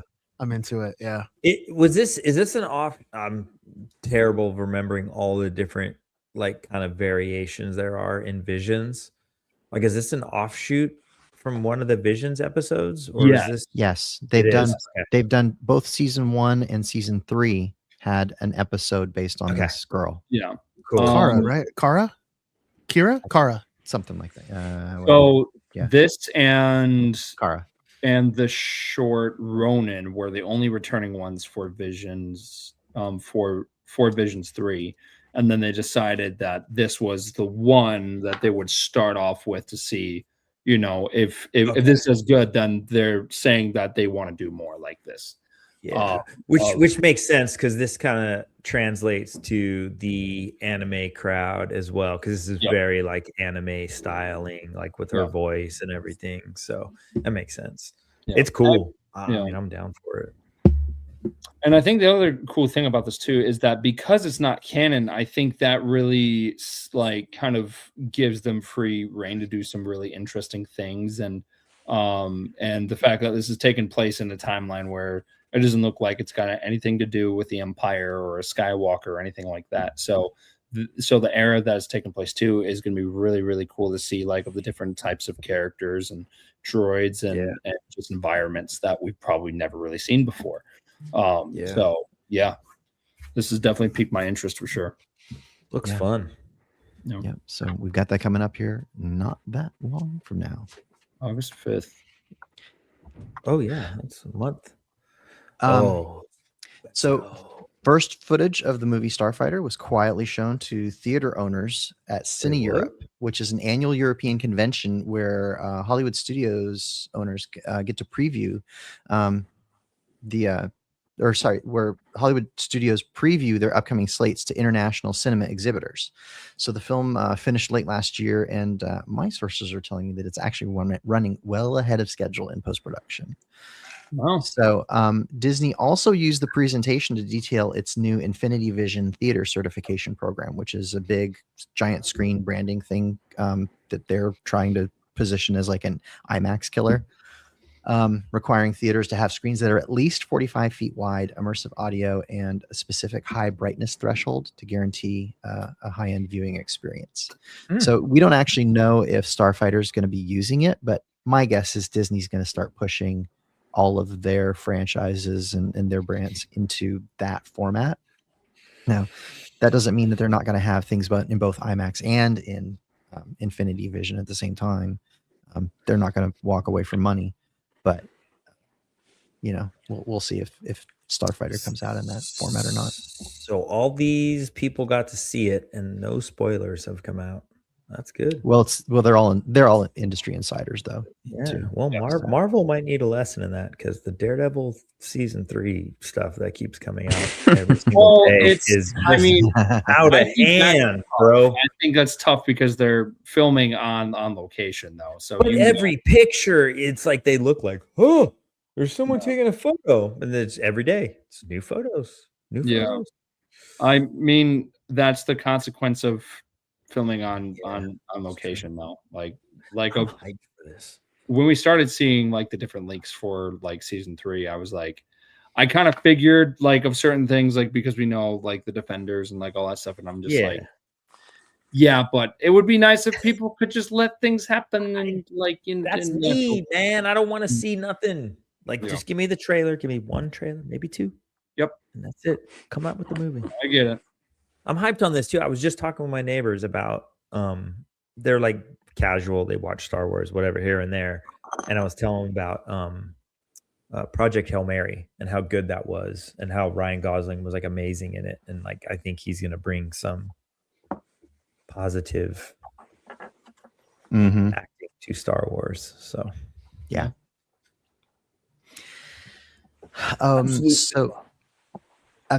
Disney's Imagineering is using Batuu as a bit of a playground for some new tech, which they have been known to do.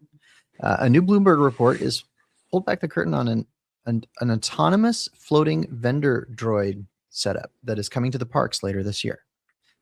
So the droids are going to operate a new stationary food truck inspired by the Mandalorian Grogu, modeled after Hugo's shop. Oh, yes. Sorry. So the droids. I need that sandwich. The droids, and I'm using air quotes here, float over the counter, process mobile orders, and dynamically interact with you based on what you buy without any human handler operating a remote control. So, as an example that was given, the droids get visibly lonely if you only buy one thing. So, like you're going to be able to like order something on a mobile app, and then when it's ready, you're going to be able to walk up and interact with the droid at the kiosk thing that's set up to look like Hugo's little food truck thing, and the droid will serve you your drink or whatever it is that you got. So not a 4-armed alien. No, I'm out. they'll all be droids. No, was that literally that's the cheese, man. I can already see like how crazy the lines are going to be. I mean, the funny thing is, it just needs to be a spam sandwich, because that's literally what. Did they say it was just going to be like a Disneyland thing, or did they say it was going to be like just Disneyland, or was it going to be both parks? They have not said that I'm aware of which park or parks specifically. Got it. Okay. That sandwich looked so good though. That was a tasty looking product. Yeah, I've seen a little bit of what this looks like, and it's actually really, really cool. So, and then I don't need to talk about this, but I just think it's funny. What do you got, dude? Eclipse somehow manages to come back in the news again, no matter how many times we talk about this let's go ahead and play that trailer. Shell of a game. We should create an Eclipse bumper at this point. So the French video game developer Quantic Dream, they following the absolute collapse of their live service games, Spellcasters Chronicles, management had proposed laying off 115 developers, which is a quarter of the studio. The French video game union, STJV, walked out, initiating a strike that's set to run through September. The union claims the studio heads are trying to substitute workers with generative AI while forcing remaining staff into an extreme crunch to finish the game. So I'm still calling it. We are never, ever, ever going to see this game. This game is never going to see the light of day. I'm telling you, man, this thing is. They were showing the Eclipse trailer over at the Star Wars Pavilion at San Diego last year, and I remember I walked up to one of the workers and I was like, "Why?" But Colin, they've been showing it for 4 years. I know, but why? Because they shouldn't even show the trailer in the first place. They've spent more like- money on that trailer than they have in the Waited. entire game in the 4 years intervening. Like- Never. They like talked about it that one time, like actually officially that one time, and then they just it's just there. It's just on the internet. It's got a name, but that's just I Emily- would like to play it. Emily in the chat says, so Eclipse is off again. I'm saying no, Eclipse is still off. They just came on to try and claim that it's on. They're grasping. 2028 is I think I think I was reading a similar article, and I think they said that they were trying for a 2028 like release window. I was like, okay, whatever. Yeah, we should just skip it. Keep talking. About I just cool think it's stuff. hilarious. It's a joke at this point. Yeah. And I don't have a slide for this, but I got a fun email today from our friends at the Lucas Museum saying that tickets are going to be going on sale for the museum. Yeah, I thought it was gonna be free. I don't know if it's free or not. So they've been doing they had been doing the memberships. They sold Yeah. memberships, right? So members have the ability to get tickets. I don't know if you're buying them or if they're free, but members have the ability to acquire tickets, a fixed number of tickets on July 14th. And then, actually, Alliance and Insider members get them on July 14th. All members get them on July 15th. Yeah. And then, and you've got until July 12th to sign up for membership if you want to get in on that deal. Yeah. So, and then starting on starting on $25. July That's 21st, starting on July 21st, then it goes on sale to the general public. Yeah. $25 ain't bad. And they've got I'm look at the surprised at slew, that, slew of discounts and things like that. So, but Yeah, it's not bad. Yeah. and if the memberships, it's free. But EBT. Okay. That was an interesting list of freebies. Okay. but it's coming quick. Man, So how hard do you think it's going to be to get into during Star Wars Celebration? Mm. I'm sure they're going to gonna have be a booked. special package Yeah. for like people that we will probably find out between now and then. Like, oh, if you Celebration ticket holders are going to get some kind of special offer to get tickets for Mhm. some. I'm Yeah. sure they're going to do something like that. They'd be stupid not to. Just like we can do Disneyland, they do Star Wars Night at Disneyland, Yeah. and I'm sure they're going to do something like that for the museum. That would make sense. I mean, they're going to want people there. That's why they moved it to LA. So Mm-hmm. I mean, it was supposed to be in Chicago, but then Chicago wanted like a huge like amount of credit and money and all that stuff. And The museum, yeah. yeah, because they're obviously balancing out the fact that they could have done it at Anaheim and just gotten a slew of Disneyland business by moving it to LA. It's all about real estate. And Chicago gave them a bunch of flack there was a bunch of environmental concerns around the site that they had picked in Yeah. Chicago as well. Mhm. So, Yeah. That is it for the news. Sorry, Colin. This is how we roll. Colin got the hook. Yeah. Is it so? I saw that the Mandalorian Grogu is actually coming to Disney Plus very early. I saw that it's coming to Disney Plus in August, even though it was in theaters for like pretty much 45 days. Dang. Yeah. So Colin with extra news. I'm down with that. I want to watch it again. but It's I like don't you have know a what- news podcast or something for Yeah, Star right? Wars. Like, I don't know. It's like I don't know. yeah. So yeah, cool. Now you can do the segue.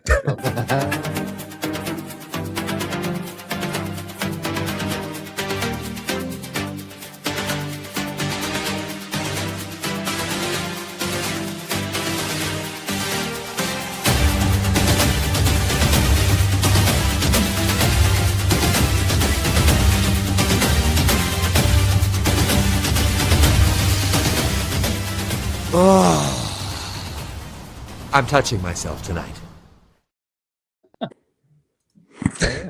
I will be. Take it away. Okay, we're gonna keep it tight. We're gonna put the landing gear down, and we're gonna rip through this minutiae. So, Spider-Man: Brand New Day just released a new little featurette with Tom Holland and the director, and it was specifically to call attention to some of the filming and cinematography they've been doing with the movie, specifically around recreating famous Spider-Man comic book covers within the movie. The image that I have for my slideshow on YouTube shows one of the most iconic of all. It's, literally the very first comic book cover that we saw Spider-Man on in Marvel's history. But there are fights with certain characters in the movie that were shot on a specific type of camera that is filmed at 420 frames per second, which is Nice. impossible to actually do any acting in, but it's perfect for grabbing an action shot with being wired up, or having it filmed from a certain angle to capture the poses that they were going for with these cover recreations. So there's a couple specific ones with some of the characters in the movie, between Spider-Man, Punisher, and the Scorpion, outside of some of just the comic book covers that they've recreated, that were like solo Spider-Man images using this this camera that films at this speed. So Rad. it's kind of ultimately like a super glamorous, like slow-mo, but it's neat that they took time out to give homage to the comic books that, created these images that they're pulling from. So pretty neat that they wanted to, take time to mention that. So thought it worth mentioning here. I'm so hyped. What's the release date on this movie, Steven? July 30. Yep. I'm so stoked. My daughter Levi comes home like the day after, so we're gonna. She loves sweet. Spider-Man, so we're gonna get to go watch it when she gets home. So Did you get your tickets? You got your tickets ready? Nah, we'll just get our theater's easy. It's easy. I mean, we went to whatever movie that Mando. It's not an IMAX, so go watch it in ScreenX. They actually there are scenes in this movie that were specifically shot for ScreenX. It's an hour drive for me to do that, and I'm just not trying to do that. So, is ScreenX the one that kind of comes down the side of the theater too? Yeah. Okay. So we don't have that nearby me. I heard so, that there was one scene where he's literally going to swing from one corner of the theater across to the other side. Like I saw a still frame from that sequence, and it showed just how wide it is with with and without it. It's crazy. I can appreciate that, but I'm not driving an hour. The thing to remember, Brian, is you're not missing much, because only they when they do that, they're like only like 48 seconds of the entire film actually takes advantage of it. It's like totally like that. Yeah, totally. So I want to drive to my local theater and sit comfy and get my beer and chill. So. All right, I'll bring Spider-Man to San Diego. Yes. I mean, you should. Which wait, hold on. We didn't cover this earlier. Which Spider-Man is it? Oh, we did if you were listening. No, I'm just kidding. He doesn't listen when he's on the pod. I don't. No. It is it's Far From Home. So perfect. Yeah, banger. Yeah. So I mean, technically he rolls with the X-Men because he's a mutant in this new film. Yep. So all the worlds are colliding, dude. All of them are colliding. It all works. Yeah. It'll be fun. That's right. It'll be a good time. I like so I like wearing that because as soon as I put on the mask, it's just like you just it's fun. Yeah, it's fun. You turn into Nick Cage just being the spider, like method actor. So really, really random, but I was actually Jack Sparrow like I think last week, and it was really interesting because I had to learn how to do like of the walk, and I was doing the run and the accent. More rum. Yeah. Yeah. So but yeah, no, I'm excited for this movie. I think it's gonna be great. And there was a teaser that actually dropped where he actually mentioned Peter 2 about his organic webbing, and I thought that was like, oh, that's yeah. I'm excited. If Colin brings Spider-Man, I'll have Spider Noir And we'll Spider-Man. Look, we can do There the we pointing at each go. other thing and everything. That's gonna be fun. There we All go. We'll do Okay. we'll do some Spider-Verse You shenanigans. guys are hyping me up, man. Okay. We'll have Dude, some I just we Spider-Verse. do. finished Spider That's what we Noir do. too. Just Yeah. side note, I just finished Spider Noir. I liked it. That was, Yeah, it's good. that was juicy. Yeah, It's fun. good stuff. It's cool. Okay. Ooh. This one, I can't believe I didn't mention this last week because this blew my brain. The Rolling Stones new album pre-order on their website with a special 5 cover Marvel character variant option on red vinyl. What? On They have what? a new album? Wait, They're like what? They have a 110 new years album old? coming out in 2027 called Foreign Tongues, and they will probably be, doing their very last tour. They keep saying it's always their very last tour, but Keith Richards is the Terminator, so he's gonna live forever. So they're gonna tour forever. But they have a new album coming out, and what's cool like about the Rolling Stones and some of the guys that are in the band, and I read this, I can't remember if it was Mick Jagger or Keith Richards' autobiography, but like these guys read comics growing up, and have songs that have references to comics and stuff, like old Marvel stuff, old UK comics and stuff. So there's an affinity from both sides to do this project, and just kind of however worked out in both of their ways to connect with each other. But we've got 5 different albums to choose from. So you've got like a Captain America cover, Spider-Man, the Hulk, Thor, and Wolverine, and they all use the iconic kissing with the tongue logo in different ways on the album covers.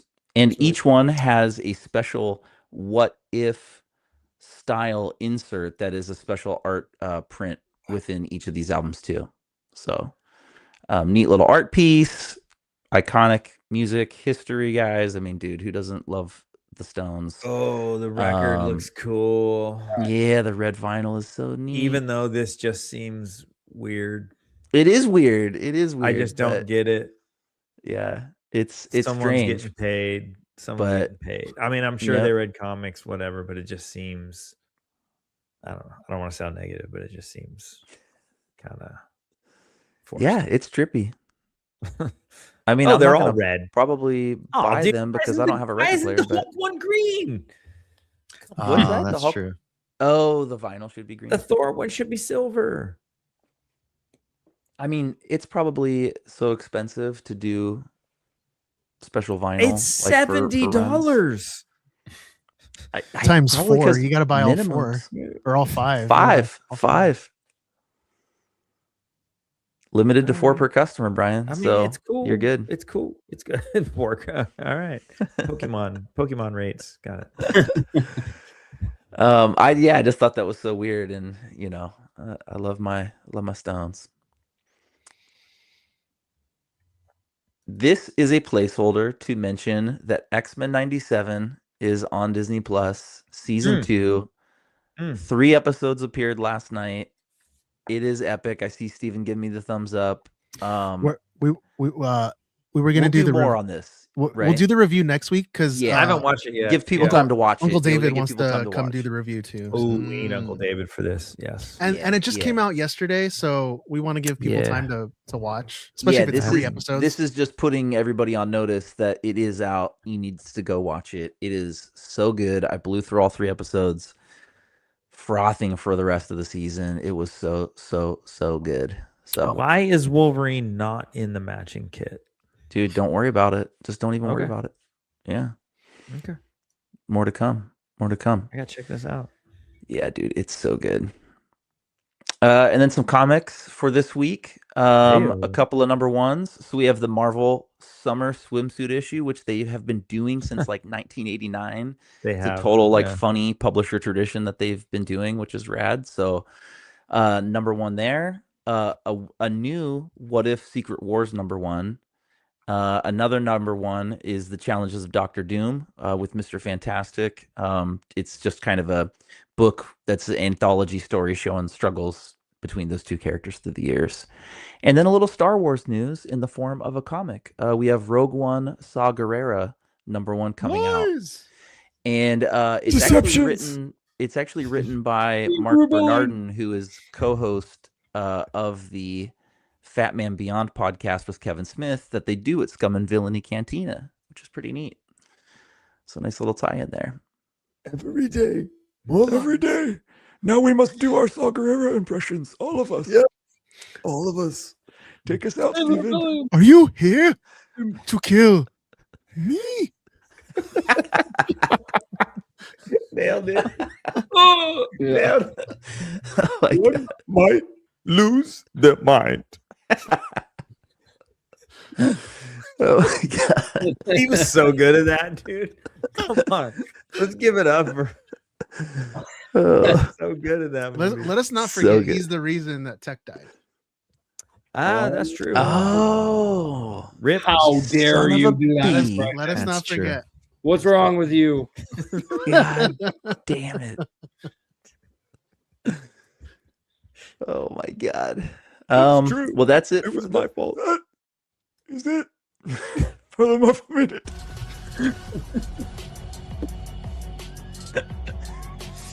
Oh man. Well, I think that's going to do it for us today. Thanks for coming on the pod, Colin. It's always a pleasure to have you. Yeah. That was sick, dude. It's been a blast. You hyped me up before for San Diego, so Yeah, Dad, buddy. Catch up. We peer pressured you into everything. Dad pressure. You're in it. This is what we do. We need you. that's what heroes do. All right, guys. If you enjoyed listening, feed that algorithm and leave a 5-star review on your podcast app. Be sure to include that baby emoji for Colin. There's a baby. There's plenty of baby emojis. I'm sure. You can follow me at stevie.kicks on Instagram, sometimes on X.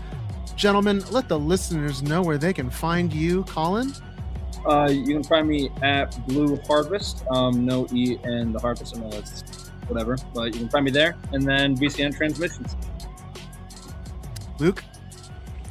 Left Coast Avenger. Right on. Brian. With great power comes great responsibility.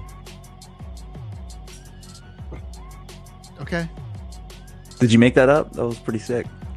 Sithin' ain't easy. All right. Raimi. TheDadBatch.com. Right on. Thank you to our Suit Up patrons, our executive producers. Be sure to check the Discord in the Executive Producers Lounge because we have some stuff going on in there. Questions for you to answer because we are planning some stuff. Thank you, everybody, for listening to episode 191 of the Dad Batch podcast. Be sure to tune in next week for episode 192. And until next time, enjoy your spice responsibly.